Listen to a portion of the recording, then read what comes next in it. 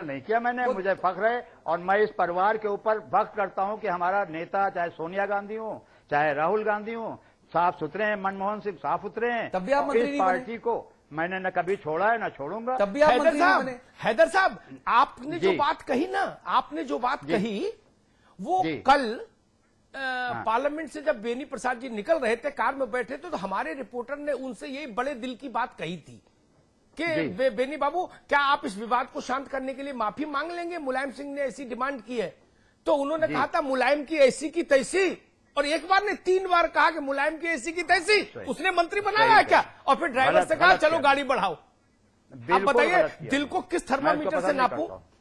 नहीं, बिल्कुल आप सही कह रहे हैं, ये गलत किया उन्होंने। और मेरे हिसाब से माफी मांग लेने से ऐसे मामले में कोई आदमी छोटा नहीं हो जाता है। हाँ। उसके बड़कपन का सबूत होता है ये। हाँ।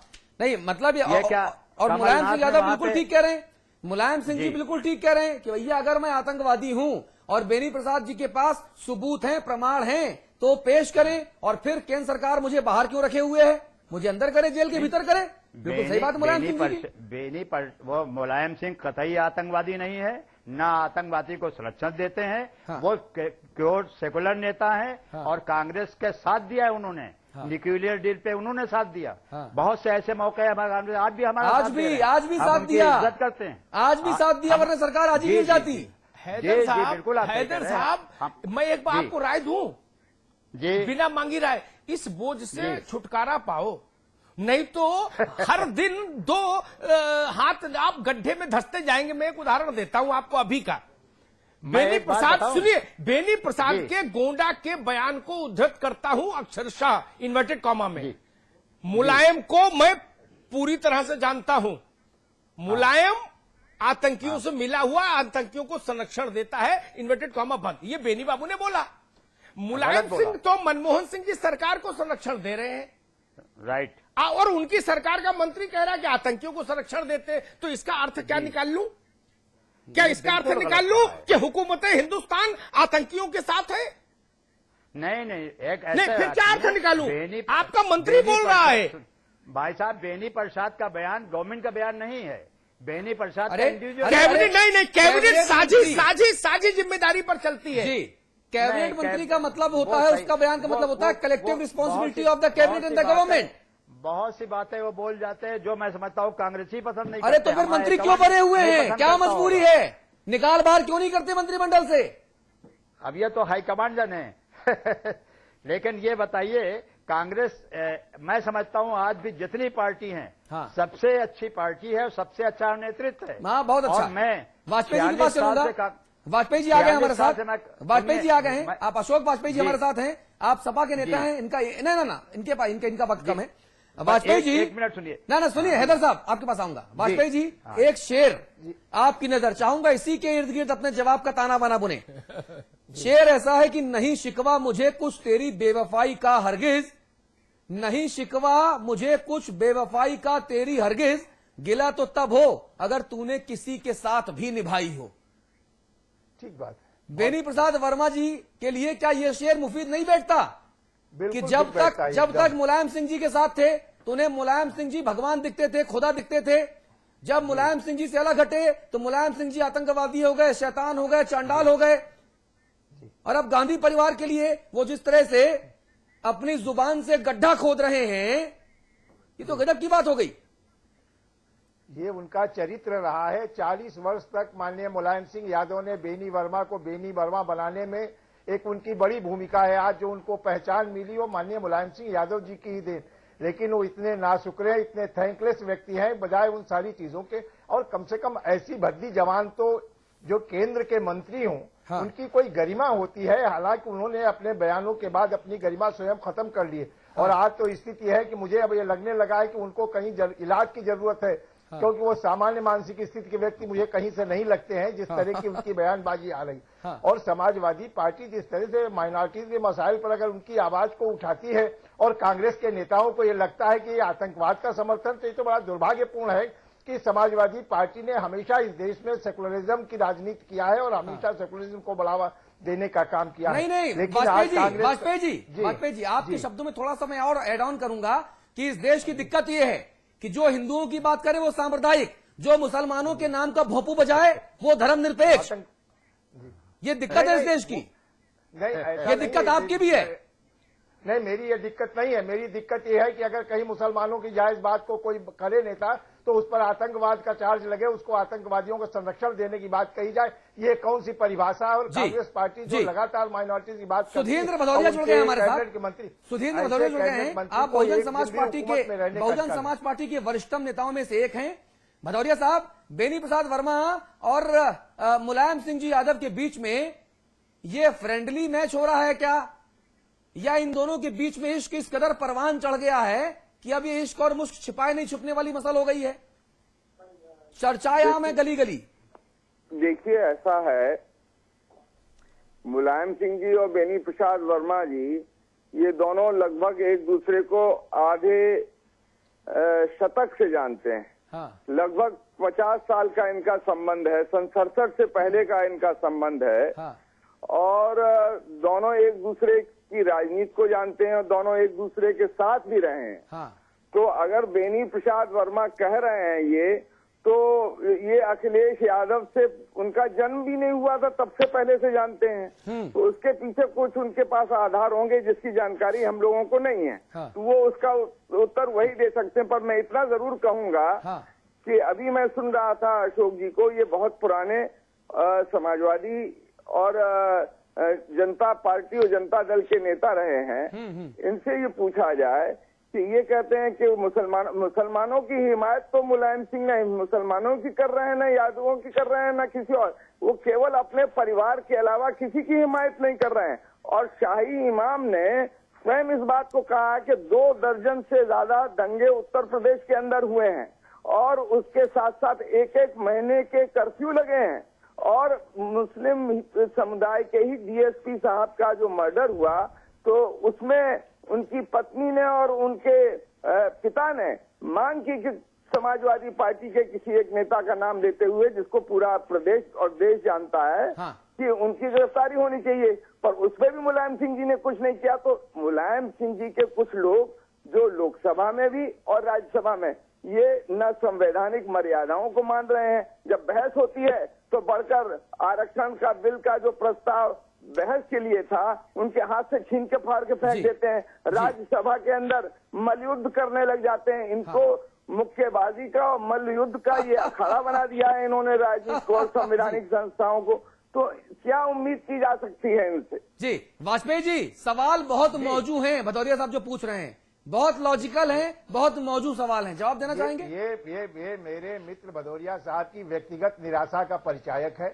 ये वहीं से आते हैं जहां से हमारी समाजवादी पार्टी के नेता का जो जिला है, और ये उनके निराशा के शब्द हैं और निराशा की ही भाषा वो बोल रहे हैं, क्योंकि जनता ने पूरी तरह से इनको नकार दिया है। आज इनको ये सारी चीजें जो कहने का और इनके प्रति बड़ी जो सहानुभूति रखने का कि मौलाना बुखारी क्या कह रहे हैं, समाजवादी पार्टी को सबके प्रमाण पत्र की आवश्यकता नहीं। समाजवादी पार्टी के जो चरित्र है वो सबके सामने उजागर है। धर्मनिरपेक्षता में समाजवादी पार्टी की जो आस्था है वो मजबूत है। बेनी प्रसाद जी ये कहते हैं, वाजपेयी जी, बेनी बाबू ये कहते हैं कि आपने गुजरात में विधानसभा का चुनाव लड़ा, इससे मोदी को फायदा हुआ। आपने विवादित ढांचा गिरा, सुनिए सवाल तो पूरा सुन लीजिए। विवादित ढांचा अयोध्या में गिरा, उसके दोषी कल्याण सिंह को अपनी गोद में बिठा लिया आपने। उन्होंने कहा कि ये तो साहब बीजेपी और मुलायम सिंह आपस में अंदर खाने एक हैं और ये फ्रेंडली मैच खेलते हैं। वो हिंदू हिंदू करते हैं, ये मुस्लिम मुस्लिम करते हैं, बेवकूफ बना रहे हैं। ये कितनी वो बातों में उनकी गंभीरता है और किस स्तर की उनकी बातें हैं, इसके बारे में बहुत ज्यादा कहने की आवश्यकता नहीं। और मैं समझता हूं अब उनकी मानसिक स्थिति और मानसिक संतुलन इस लायक नहीं कि उनकी बात को गंभीरता से लिया जाए। भले ही वो केंद्रीय मंत्री हैं, इस नाते आप इतनी चर्चा और इसे गंभीरता देने का, लेकिन उनकी किसी बात में अब कोई ऐसा तथ्य नहीं जिसको गंभीरता या सीरियसली कोई ले। और अब तो मुझे लगता है कि वो मानसिक विक्षिप्तता की स्थिति को पहुंच चुके हैं और इस तरह की भाषा कोई सामान्य व्यक्ति नहीं बोलेगा और कोई जरा सा भी बुद्धिजीवी व्यक्ति इस तरह की भाषा और इस तरह के संसदीय आचरण की अपेक्षा उससे नहीं की जा सकती है और न इस तरह के बारे में। अरे भाई, आप उसी सरकार को समर्थन दे रहे हैं, आप उसी सरकार को समर्थन दे रहे हैं जिस सरकार का कैबिनेट मंत्री आपके सबसे बड़े नेता के खिलाफ अनर्गल बातें कर रहा है, बिलो द बेल्ट हिट कर रहा है। और सुनिए, आप संसदीय प्रणाली में इस पूरी प्रक्रिया में 40 वर्षों से ज्यादा वक्त से सक्रिय हैं। आप ये जानते होंगे कि एक केंद्रीय कैबिनेट मंत्री का जो बयान होता है वो पूरी सरकार की कलेक्टिव रिस्पॉन्सिबिलिटी होती है कि नहीं होती? बिल्कुल होती है। और आप उसी सरकार को समर्थन दे रहे हैं। नहीं, उस सरकार को इसमें तत्काल गंभीरता से इसमें कार्रवाई करनी चाहिए। ऐसे मंत्री को तत्काल सरकार से अलग करना चाहिए। तो सरकार तो नहीं कर रही है ना, तब भी आप समर्थन दे रहे हैं, इसलिए आपकी मंशा पर भी सवाल उठते हैं। नहीं, मेरी मंशा पर कहीं सवाल नहीं उठने और हमारी मंशा सवाल उठाने लायक नहीं। हमारी मंशा बहुत स्पष्ट रही है और हम समर्थन दे रहे थे केवल सांप्रदायिक ताकतों से देश को बचाने के लिए। इसलिए हमने वही पुराना रिकॉर्ड चालू कर दिया आपने। नहीं, पुराना वही पुरानी सीढ़ी लगा के बजा दी। नहीं, हमारी ये कितने वर्ष और सीढ़ी बजाइएगा? ये हमारा नीतिगत समर्थन था, हमारा कोई व्यक्तिगत समर्थन किसी के प्रति नहीं था। हम ये थे कि सांप्रदायिक ताकतें सत्ता में ना आने पावे। हाँ। इसलिए हमने समर्थन दिया था कि सरकार जो है धर्मनिरपेक्ष सरकार चलती रहे, लेकिन इसके लिए नहीं दिया था कि ऐसे घटिया लोग समाज उस सरकार में मंत्री रहकर इतनी अनर्गल और चलिए चर्चा का वक्त खत्म हो चुका है। सुधींद्र भदौरिया जी, बहुत धन्यवाद आपका चर्चा में जुड़ने के लिए। अमिताभ जी प्लीज संपादकीय टिप्पणी।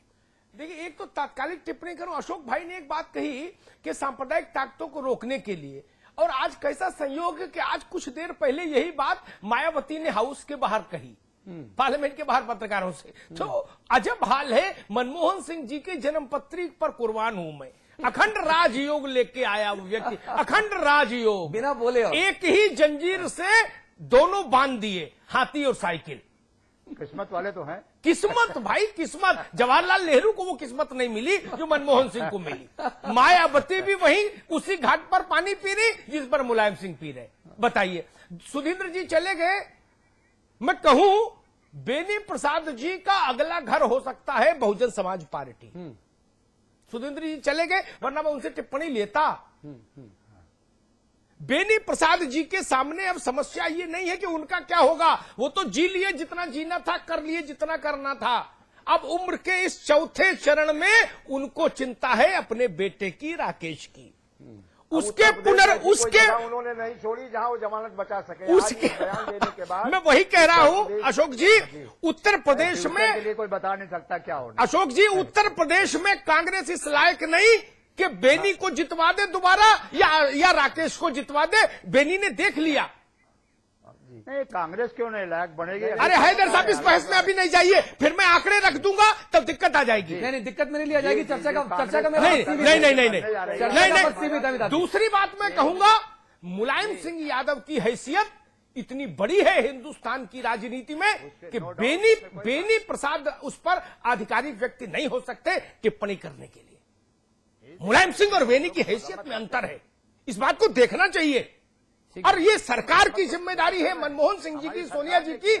मुलायम सिंह समर्थन नहीं भी दे रहे होते कांग्रेस को, तब भी देश के बड़े नेताओं पर इस ढंग के छुटवाइये टिप्पणियां नहीं करें। ये व्यवस्था होनी चाहिए, ये लोकतंत्र की मर्यादा है। बहुत अच्छी बात है, ये लोकतंत्र की मर्यादा होनी चाहिए। मुलायम सिंह यादव उतने छोटे नेता हैं।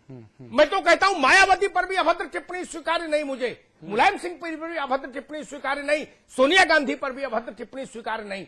ये कैसे मंत्री है जो बयान देते ऐसी की तैसी और फिर भी मंत्री रहते हैं? ये सवाल बेनी से नहीं पूछ रहा हूं मैं, ये बहस इसलिए रख रहा हूं कि कांग्रेस अपना चेहरा देके आईने में, इस सरकार को सोचना चाहिए था समर्थन दे या नहीं दे। फिर भी कोई मंत्री कैसे बोल सकता है मुलायम सिंह यादव के बारे में ऐसी बात? और अगर पलट के मुलायम सिंह ये कहे कि अगर मैं आतंकी हूं तो पार्लियामेंट में क्यों हूं, सरकार क्या मुंह दिखाएगी? क्या मुंह दिखाएगी? दुनिया में क्या मैसेज देना चाहते हैं हम कि भारत का एक केंद्रीय मंत्री कह रहा है भारत की एक बड़ी पार्टी के राष्ट्रीय अध्यक्ष को कि इनके रिश्ते आतंकवादियों से हैं? क्या मैसेज देना चाहते हैं हम? और गृह मंत्री ने माफी मांगी थी, अभी ज्यादा वक्त इसी सदन में सुशील शिंदे ने माफी मांगी थी। जयपुर में बोल के आए थे कि भारतीय जनता पार्टी और संघ के रिश्ते आतंकियों से हैं। कैसे अभद्र बातें करते हैं? जो भारतीय जनता पार्टी देश के कई राज्यों में शासन कर रही है, प्रमुख विपक्षी दल है लोकसभा और राज्यसभा में, उसको आप आतंकियों से जोड़ देंगे? और उसके बाद हाफिज सईद का मैसेज आया था। कैसा गृह मंत्री इस देश का और कैसा इस्पात मंत्री? गृह मंत्री भाजपा को आतंकी बता रहा, इस्पात मंत्री मुलायम सिंह को आतंकी बता रहा। ये क्या आतंकी बताओ खेल हो रहा है?